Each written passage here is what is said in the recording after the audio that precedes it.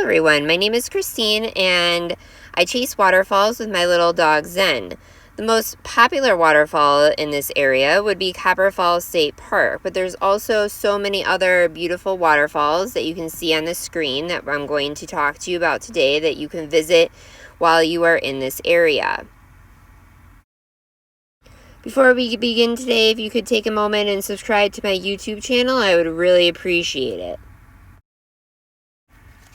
So we'll start with the most popular, which is CopperFalls State Park's Doughboy Trail. It's 1.7 mile loop, and it features CopperFalls and Brownstone Falls as well as the Cascades. It was a little unclear to me whether or not the Cascades were the top of Brownstone Falls or just a little rapids a little bit further past that. You can see multiple viewing angles. The only downside of this trail is that dogs are not allowed. Granite Falls Trail is also in CopperFalls State Park, and dogs are allowed on this trail. It is a 2.2 mile loop. Unlike the Doughboy Trail, where you can easily see the waterfalls, on this one it's a little bit more difficult because none of the falls are actually visible from the trail itself. You have to listen for the water, and there'll be little bushwhack trails that you'll have to walk a short distance through the woods in order to get a good viewing of the waterfalls. Morgan Falls, you have to take some gravel roads in order to get to them, but it's a very well-maintained gravel road with a very nice parking lot. There is a $5 self-pay station. They do accept national park passes, and it's about a 1.5 mile round-trip hike. Potato River Falls is relatively easy to get to. It's under a 1 mile hike total for both the upper and the lower falls, but there are a considerable number of stairs for both of the falls. When you park in the Superior Falls parking lot, you're going to take the trail and go down a very large hill to the lake, take a very sharp 180-degree turn, and follow the river down to the falls. The entire hike is under a mile. Do prepare yourself to climb back up the very steep hill.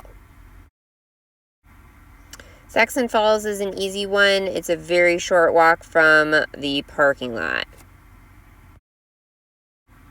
Interstate Falls is one of my personal favorites in this area. It was a 1/3 mile hike to the falls, so under a 1 mile hike round trip. As its name suggests, it's right off the interstate. The GPS does take you straight to Gile's Falls. At the beginning of the road, there is a sign for Gile's Falls, and you're going down a little alley, and then you'll come to a grassy parking area. Now, there were a lot of signs around that said no trespassing, so it was unclear or not if I could actually see the falls, so I basically just made a very quick trip to the falls. It's only a few hundred feet from the parking area. Upson Falls is very easy. You park at the Upson Falls campground by the water pump area, and then you walk to the river and up a little bit, and you are at the falls. The next two waterfalls, Foster and Wren, are definitely for the more adventurous. To get to both of these from Upson Park Falls, you take Casey Sag Road, and this is a gravel road. It's pretty well maintained. And you're going to take Casey Sag to Sullivan Fire Road, and when the road ends, there's a little parking lot on the left-hand side, and there is a ATV grassy trail off of the parking lot. You're going to take that, and when you hear water, there is going to be a small trail on your right that takes you to the waterfall. To get to Wren Falls, you continue back to Casey Sag Road from Foster Falls. There is a road that you will need to take on the left to Wren Falls. It is a gravel road, not as well maintained as Casey Sag Road, but my Ford Transit Connect, a small van, made it to the falls with no issues. Thanks for watching. I hope you found this video helpful. If you did, please subscribe to my YouTube channel.